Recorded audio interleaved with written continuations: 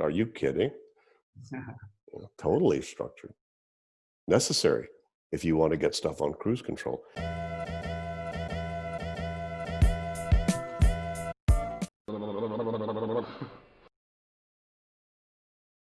So we got it off our mind, we have parked it, we have a system that we committed to, that we can trust, where we park stuff, and we have a system how to decide who's doing what, when, and we have, I guess, a system where you also check if things are building on each other.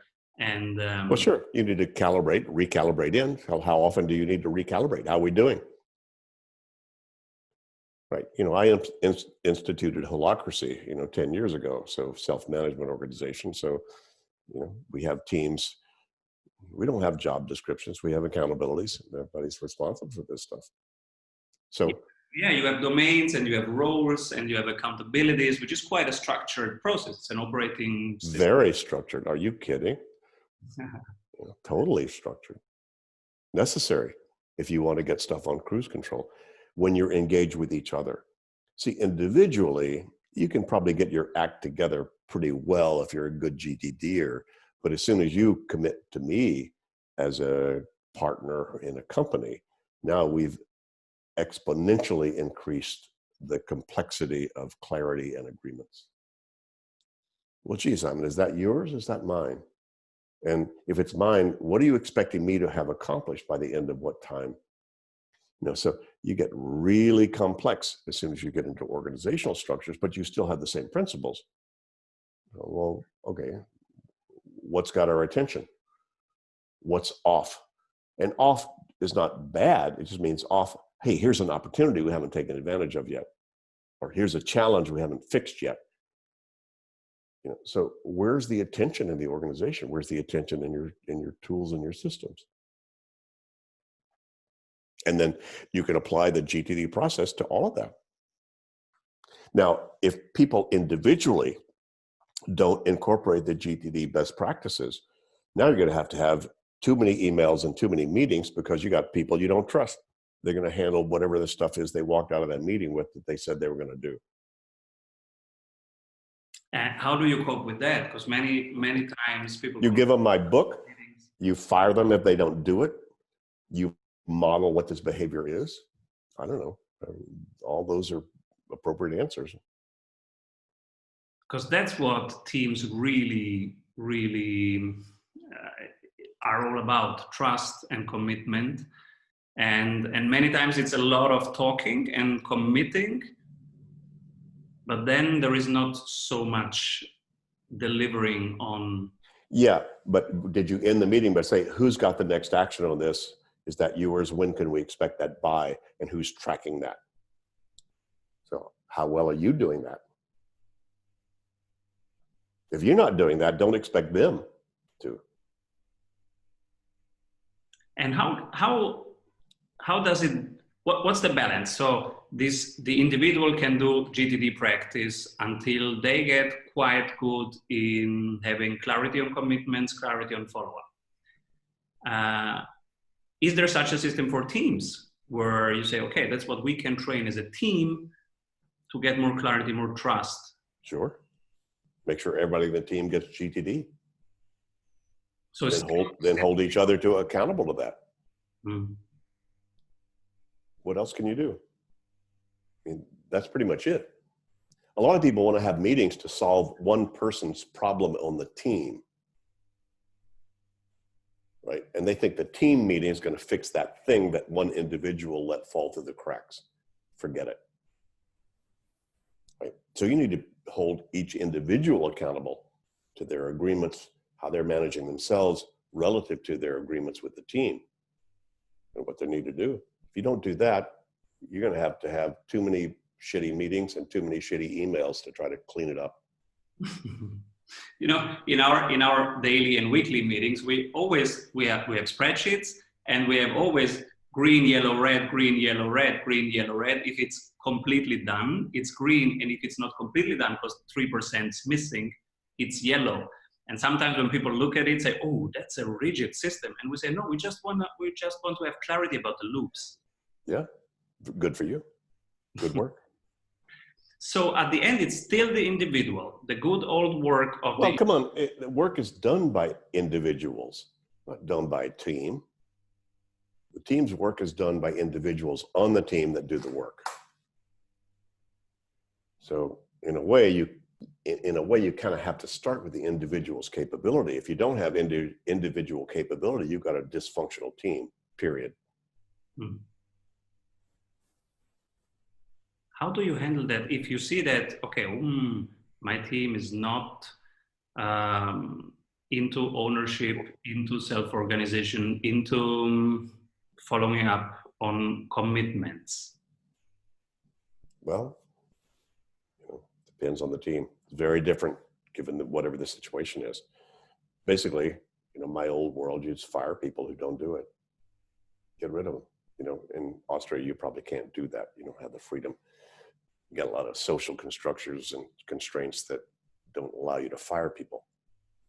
And what would be the steps in between? So, well, you can educate people, say, hey, how can we help you manage yourself so that you feel comfortable on the team and that you're sort of feeling in control and you can handle the personal life that you have to handle in addition to all of this. So, give them all my book or give them GTD training, which is available in Austria from our Next Action partners. And so that's a way to do it. That's what we've tried to do. So how do we get this to the world?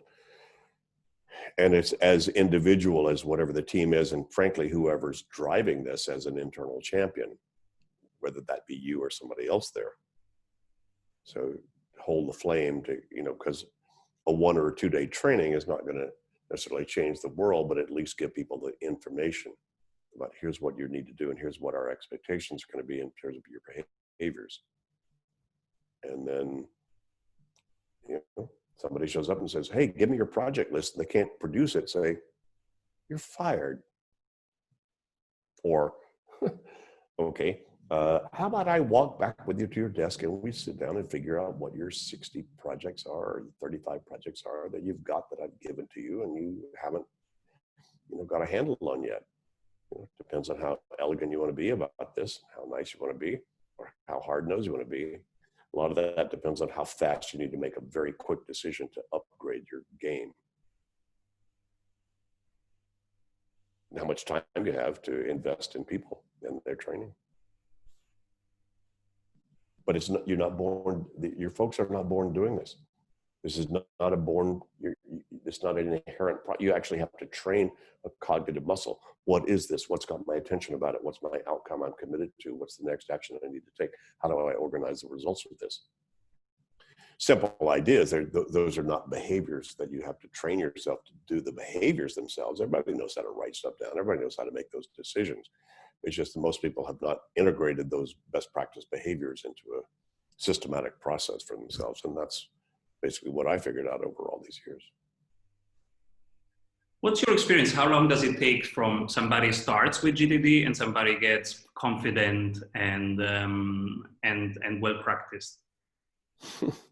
Anywhere from 2 days to 2 years. It kind of depends on how close they were to begin with.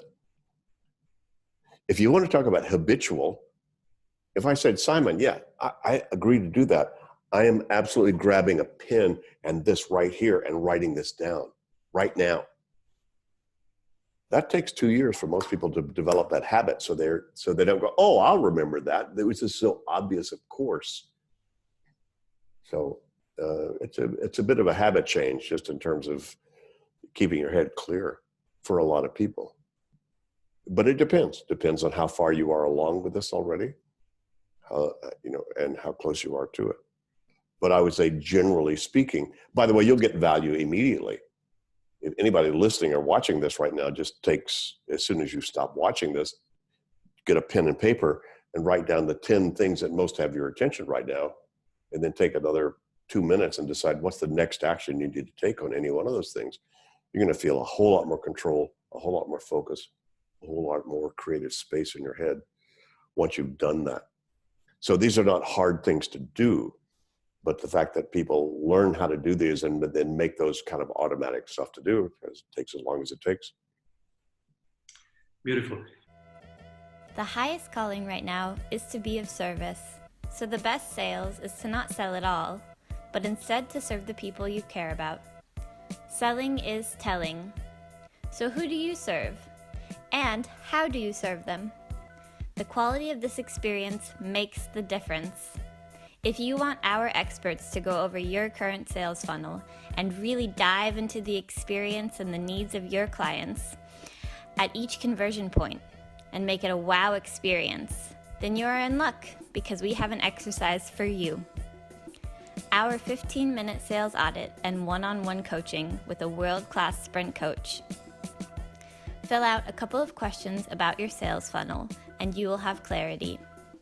In your personalized coaching session, you will get clarity on your number one bottleneck, 3 ideas on how to accelerate your growth, and a tangible sales map on how to double your conversions. Go to strategysprints.com/sales and do our 15-minute free sales audit today.